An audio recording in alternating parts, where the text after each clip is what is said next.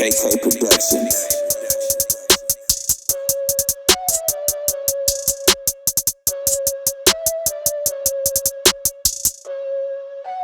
Лириката ми лика, прилика с дама пика. Баче на рапа, хващам му пика. Аз убивам ги всички наред. Мажа филиката смет, здраве, любов и късмет. Кеша суров и напред. Аз шива изяма, ви стоите си на място. Мишките ми църкат, ама хващам ги на тясно. Баунс, баунс, сега ще ги плющя наред.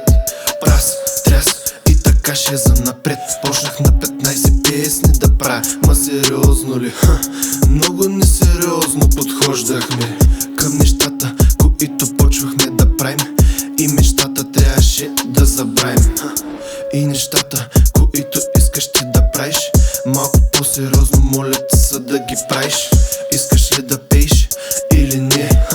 Кажи ми ко искаш ся, бе момче. Я стани и малко се стигни. Измисли ко искаш да правиш с живота си. Кво та кефи, кво ти доста удоволствие, кво ти прави кефа на сърцето ти. Искаш ли чалга ти да свириш денонощно, или пък в рапа да нахуеш мощно? Това е нещото, което живота ме обърка и направо ме побърка. Нещо, за което аз цял живот съм мечтал, цял живот съм искал аз да съм на сцената. Цял живот да пея или не, това ми е дилемата. Това ми е дилемата. Това е. Живота ме изучи, показа ми най-лошото, сега почвам.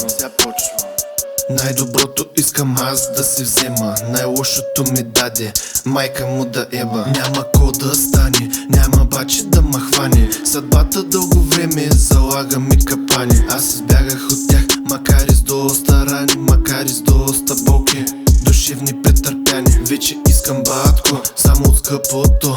Искам да са живи и здрави моите близки и семейството.